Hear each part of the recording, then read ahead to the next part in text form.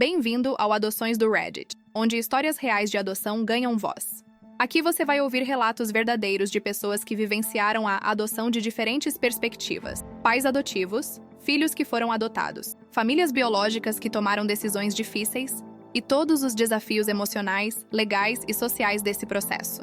Histórias de amor incondicional, de busca por identidade, de superação, de dor, de alegria e da realidade crua da adoção no Brasil. Esta é uma história real, compartilhada anonimamente no Reddit. Alguns detalhes foram alterados para proteger a identidade das pessoas envolvidas. Oi, gente, meu nome é Renata. Tenho 40 anos e moro em Recife.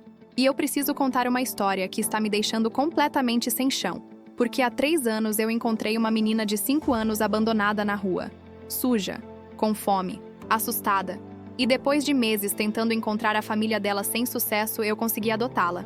E na semana passada, o meu ex-noivo, com quem eu terminei há 10 anos, apareceu na minha vida dizendo que a Helena é filha dele, que ele tem um exame de DNA que prova isso, e que ele quer a guarda dela. E agora eu estou apavorada porque a Helena é minha filha. Eu criei ela, eu amo ela mais do que tudo. E ao mesmo tempo, eu estou descobrindo que o homem que eu quase casei, que eu amei profundamente, teve uma filha que ele abandonou na rua. E eu não sei como processar tudo isso. Vou contar desde o começo porque essa história é longa e tem muitas reviravoltas que vocês precisam entender. Eu conheci o Daniel quando eu tinha 27 anos. Eu estava terminando a pós-graduação em arquitetura na UFPE. E ele era professor de História da Arte na mesma universidade. A gente se conheceu em um evento acadêmico, começamos a conversar. E foi uma conexão instantânea. Sabe aquela sensação de que você conheceu a pessoa certa, que tudo faz sentido, que você encontrou sua alma gêmea? Era exatamente isso que eu sentia. A gente namorou por 2 anos e meio, e foram os anos mais felizes da minha vida. O Daniel era inteligente, culto, sensível. A gente passava horas conversando sobre arte, arquitetura, viajando para conhecer cidades históricas, e ele era carinhoso, atencioso, me fazia sentir especial, e eu tinha certeza absoluta de que ia casar com ele, que a gente ia construir uma vida juntos, ter filhos, envelhecer juntos. Quando eu tinha 29 anos, o Daniel me pediu em casamento. Foi em uma viagem que a gente fez para Olinda, em um pôr do sol lindo no Alto da Sé. E eu disse sim sem pensar 2 vezes. Eu estava radiante. A gente marcou o casamento para 6 meses depois. Começamos a planejar tudo. Escolhemos o local, a igreja. Eu comprei o vestido. E eu estava nas nuvens, contando os dias para me tornar esposa dele. Mas 3 meses antes do casamento, quando eu tinha acabado de completar 30 anos, o Daniel começou a ficar estranho, distante. Ele cancelava encontros, dizia que estava ocupado com trabalho, com projetos da universidade. E quando a gente estava junto, ele parecia ausente e preocupado. E eu perguntava o que estava acontecendo e ele dizia que era só estresse, que estava tudo bem. Mas eu sabia que tinha algo errado.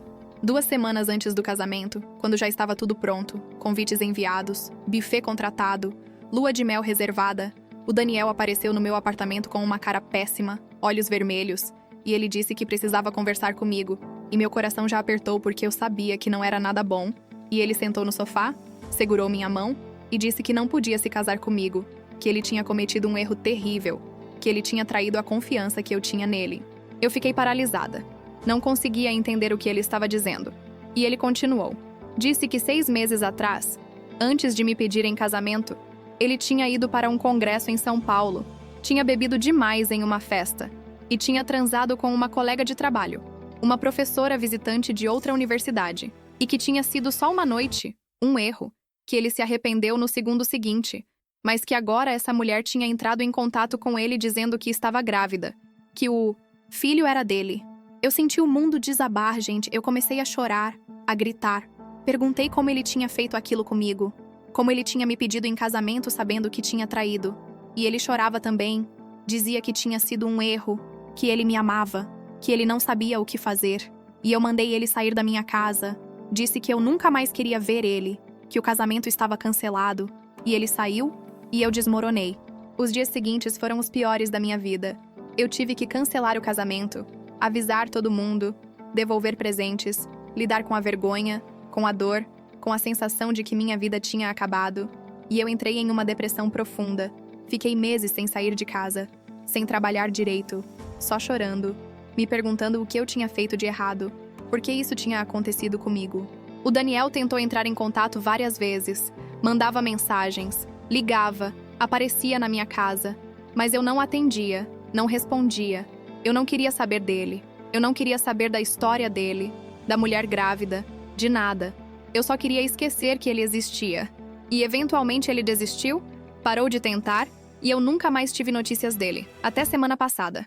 Eu levei quase 2 anos para me recuperar daquele término, para conseguir voltar a viver, a trabalhar direito, a sair com amigas.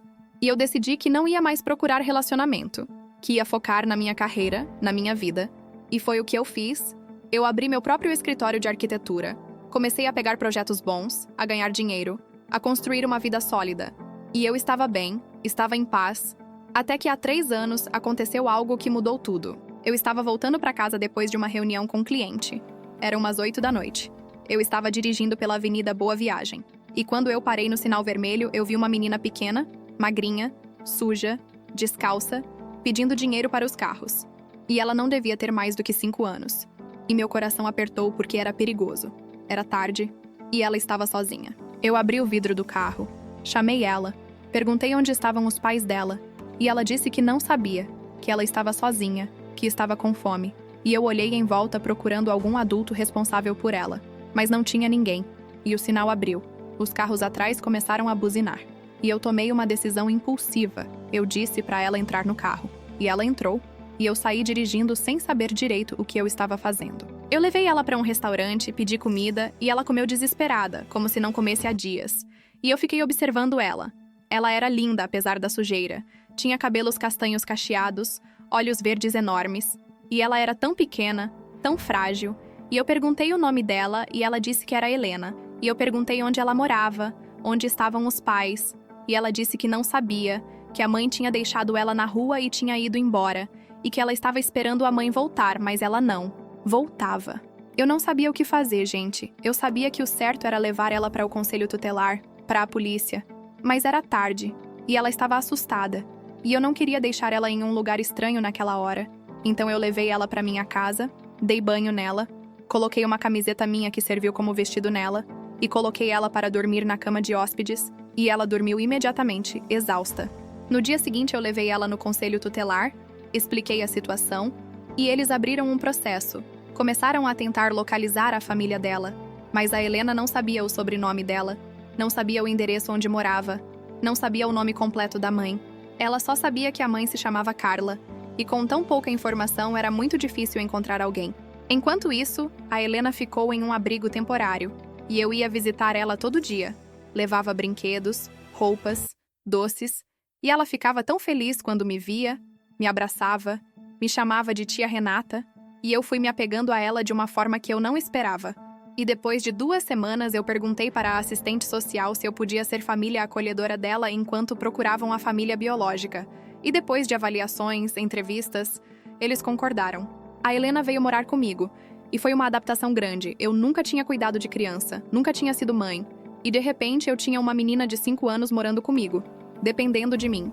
E foi difícil no começo.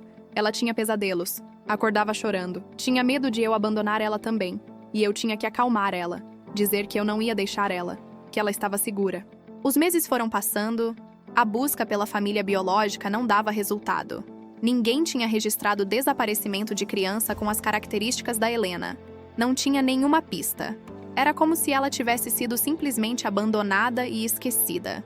E a Helena estava se adaptando bem na minha casa. Eu matriculei ela na escola. Ela fez amiguinhas e ela começou a me chamar de mãe. E toda vez que ela dizia isso, meu coração se enchia de amor.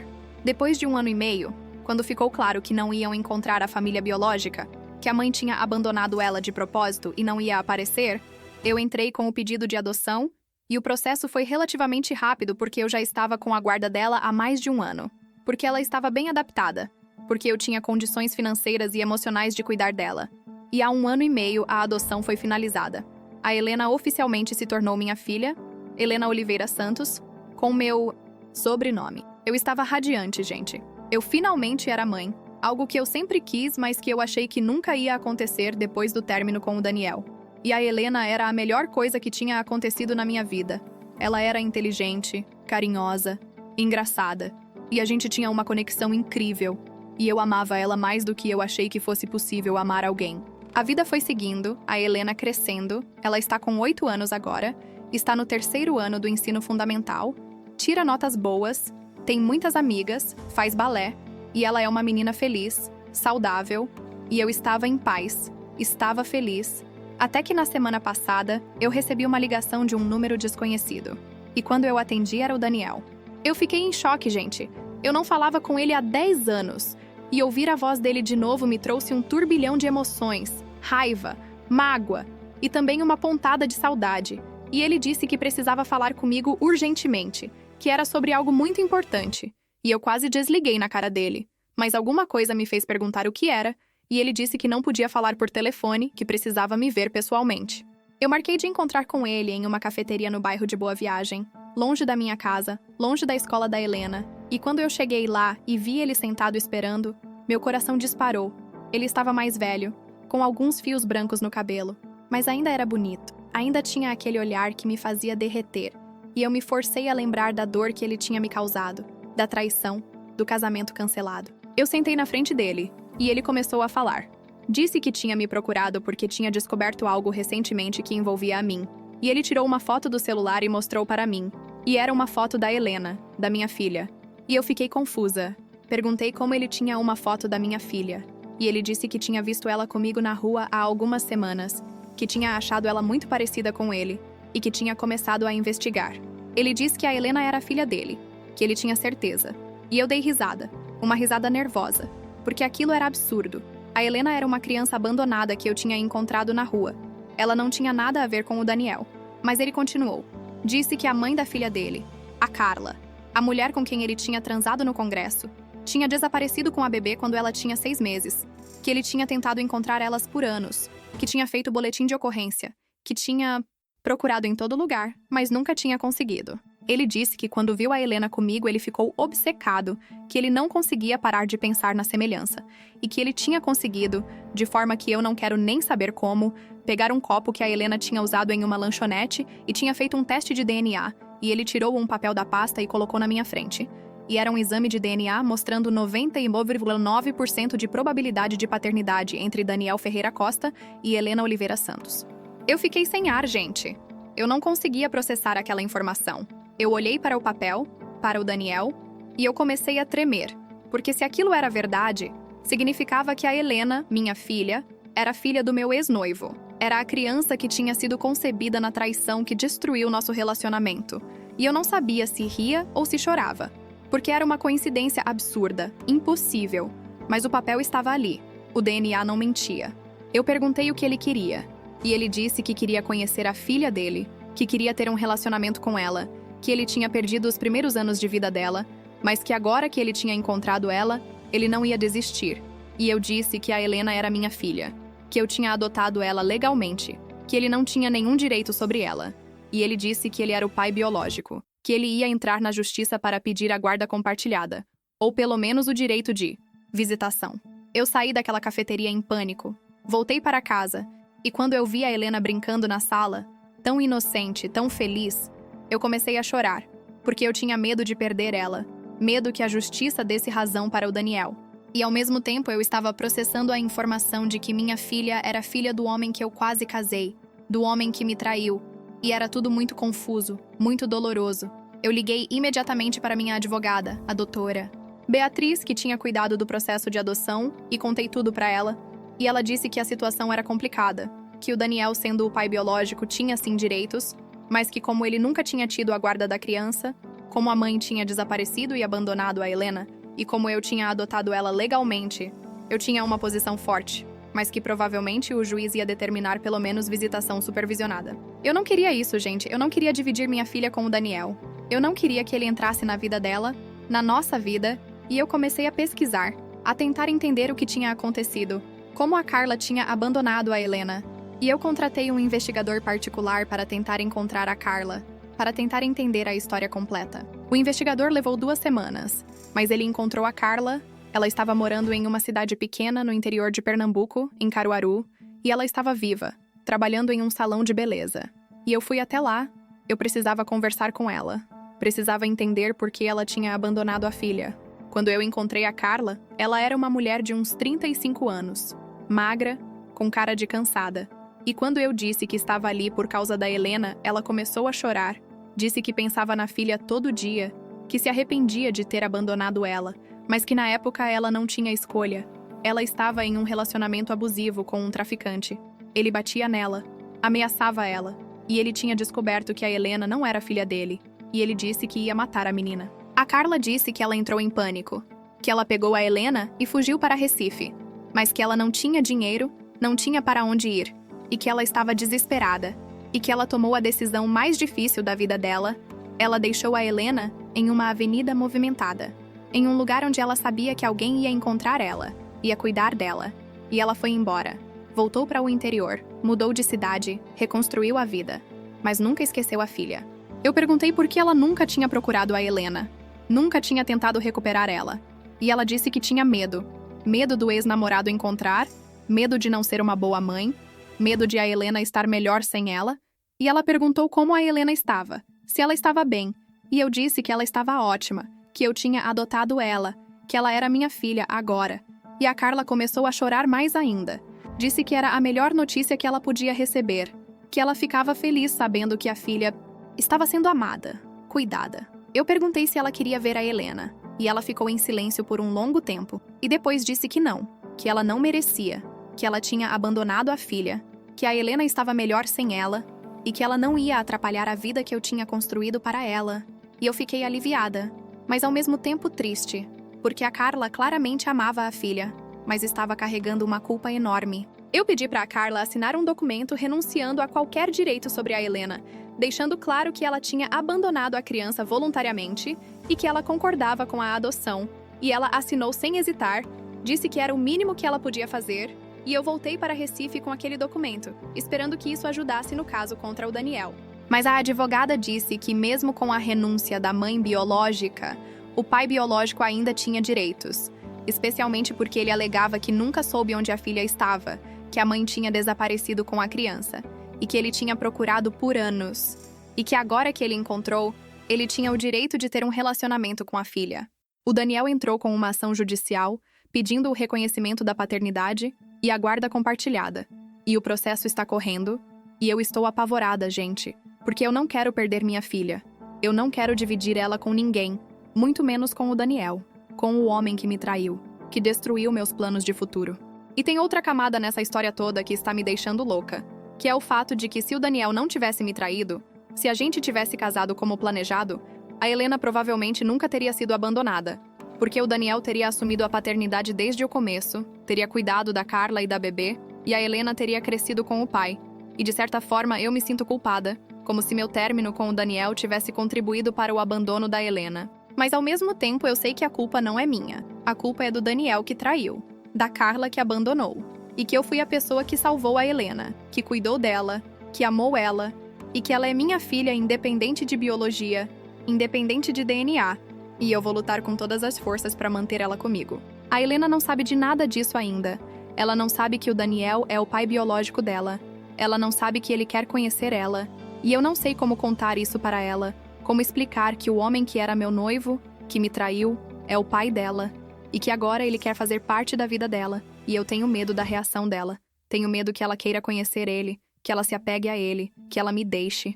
Minha terapeuta, que eu voltei a ver por causa de toda essa situação, diz que eu preciso separar meus sentimentos pelo Daniel dos direitos da Helena, que a Helena tem o direito de conhecer o pai biológico se ela quiser, que isso não significa que ela vai me amar menos, que amor de mãe e filha não se divide, se multiplica, mas eu não consigo pensar assim. Eu só consigo pensar que eu vou perder ela. A audiência está marcada para daqui a 3 semanas, e eu estou preparando minha defesa, juntando documentos, testemunhas, tudo que prove que eu sou a mãe da Helena, que eu cuidei dela desde que ela tinha 5 anos, que eu dei amor, estrutura, educação, e que o Daniel apareceu só agora, depois de 3 anos, e que ele não tem o direito de simplesmente entrar na vida dela e virar tudo de cabeça para baixo. Mas a advogada diz que o juiz provavelmente vai determinar pelo menos uma visitação supervisionada, para ver como a Helena reage ao Daniel, para ver se tem possibilidade de construir um relacionamento, e que eu preciso me preparar para isso. Preciso preparar a Helena para isso, e eu não sei como fazer isso sem destruir a paz que a gente construiu. Eu tenho pensado muito sobre o Daniel também, sobre como ele deve ter se sentido quando a Carla desapareceu com a bebê, sobre como ele deve ter procurado, deve ter sofrido, e uma parte de mim, uma parte muito pequena, sente pena dele. Entende que ele também é uma vítima nessa história, que ele perdeu os primeiros anos da vida da filha, mas a parte maior de mim, a parte que ainda está machucada pela traição, não consegue sentir nada além de raiva. E eu fico pensando nas coincidências absurdas da vida, em como eu encontrei justamente a filha do meu ex-noivo abandonada na rua, em como de todas as pessoas em Recife fui eu quem parou o carro, quem levou ela para casa, quem adotou ela, e eu não sei se acredito em destino, em sinais do universo, mas é difícil não pensar que tinha alguma razão para isso ter acontecido dessa forma. Talvez o universo estivesse me dando a filha que eu sempre quis, a família que eu sempre sonhei, mesmo que de uma forma completamente inesperada, completamente dolorosa, e talvez o universo também estivesse dando para o Daniel uma segunda chance de ser pai, de conhecer a filha que ele perdeu. Mas eu não quero aceitar isso. Eu não quero dividir. Eu quero que a Helena seja só minha. Eu sei que isso é egoísmo. Eu sei que a Helena tem o direito de conhecer o pai biológico, de ter um relacionamento com ele se ela quiser. Mas eu tenho tanto medo de perder ela, de ela preferir ele, de ela descobrir que eu não sou a mãe de verdade, só a mãe que adotou, e de isso mudar tudo entre a gente. Minha mãe, que mora aqui em Recife também, no bairro de Casa Amarela, e que adora a Helena, diz que eu preciso confiar no amor que eu e a Helena temos, que nada vai mudar isso, que eu sou a mãe dela em todos os sentidos que importam, e que se o Daniel for uma presença positiva na vida dela, isso só vai ser bom pra ela. Mas eu não consigo pensar assim, eu só consigo pensar em perda. Minhas amigas estão divididas. Algumas acham que eu deveria facilitar o contato do Daniel com a Helena, que ele é o pai biológico e tem direitos, e que a Helena merece conhecer as origens dela. E outras acham que eu deveria lutar com unhas e dentes para manter ele longe, que ele abandonou o direito de ser pai quando traiu, quando não foi atrás da Carla com mais força. E eu fico no meio dessas opiniões todas, sem saber o que pensar. O que eu sei é que eu amo a Helena mais do que tudo, que ela é minha filha, minha razão de viver, e que eu vou fazer tudo o que estiver ao meu alcance para proteger ela, para garantir que ela continue feliz, segura, amada, e se isso significa ter que dividir ela com o Daniel, então eu vou ter que encontrar forças para fazer isso, mas não vai ser fácil. Vai ser a coisa mais difícil que eu já fiz na vida.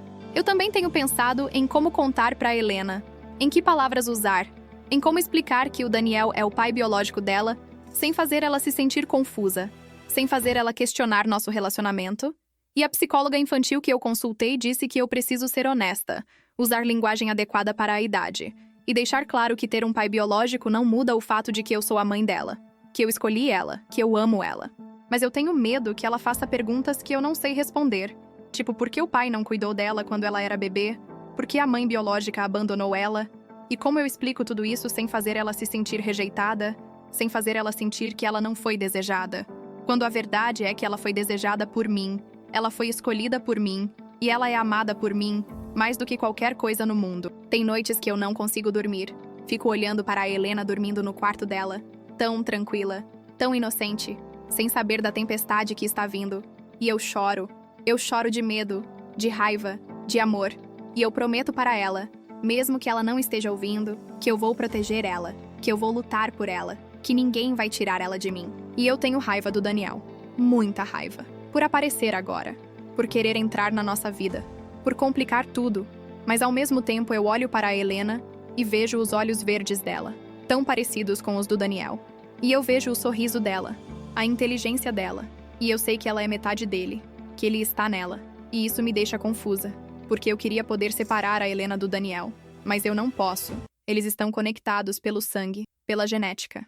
Eu não sei o que vai acontecer na audiência, não sei o que o juiz vai decidir, mas eu sei que, independente do resultado, eu vou continuar sendo a mãe da Helena, eu vou continuar amando ela, cuidando dela, e ninguém, nem o Daniel, nem a justiça, nem ninguém, vai mudar isso. Porque ser mãe não é sobre biologia. É sobre amor, é sobre presença, é sobre escolha. E eu escolhi a Helena. E ela escolheu a mim quando começou a me chamar de mãe. Então é isso. Essa é minha história. Essa é minha dor, meu medo, minha luta. E eu estou compartilhando aqui porque eu preciso de apoio. Preciso de conselhos de pessoas que talvez já tenham passado por algo parecido, ou que consigam me dar uma perspectiva diferente. Porque eu estou perdida, estou com medo, e eu preciso de forças para enfrentar o que está por vir. para proteger minha filha, para manter nossa família intacta.